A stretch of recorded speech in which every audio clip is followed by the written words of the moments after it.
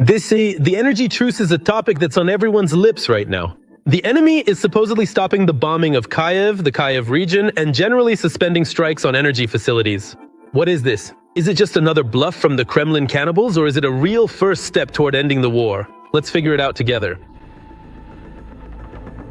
Is this another trap for the armed forces of Ukraine, or a gesture of goodwill from the Russian dictator? In Russia, they started talking about a ban on strikes against Ukraine. All of this is the result of our work. On the morning of January 29th, information appeared online about a possible ban by Russia on shelling Ukrainian infrastructure facilities, which allegedly went into effect at 7 in the morning. Notably, this information first appeared on Russian propaganda outlets. A ban has been imposed on any strikes against targets in Kyiv and the Kyiv region, as well as any infrastructure facilities throughout Ukraine. Such magnanimity from Russia, in the midst of Ukraine's energy crisis, immediately displeased the Z propagandists, who began shouting about betrayal.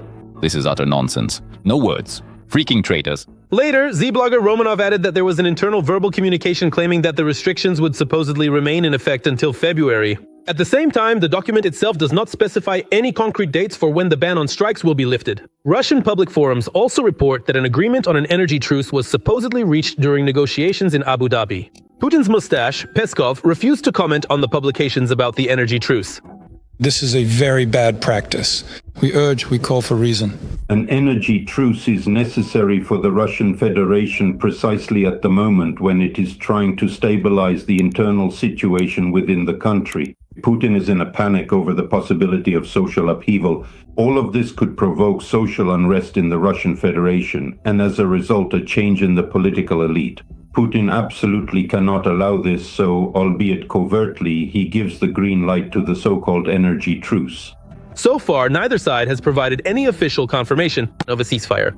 In turn, the founder of the Kraken unit of the main intelligence directorate, Konstantin Nemichev, noted the following. It seems the energy truce is in effect on both sides. Let's see how they will implement it. Some experts believe that the spread of reports about a halt to strikes on energy facilities may be an attempt to gauge the reaction of the Russian public to possible agreements. There is also a suggestion that Russia has run out of missile stockpiles. If this information is confirmed, the energy truce would undermine the main argument of the Russian side at a time when it is trying to strengthen its position in the negotiation process. This refers to the so-called energy terror. In other words, under pressure from Ukraine's defense forces, Putin was effectively forced to abandon this leverage in the negotiation process. Let us recall that on January 28th, in his evening video address, Ukrainian President Zelensky stated that Ukrainian intelligence had learned about Russian military preparations for a new attack. And while there is still no final decision between the countries to stop strikes on the energy sector, Ukrainians must remain vigilant.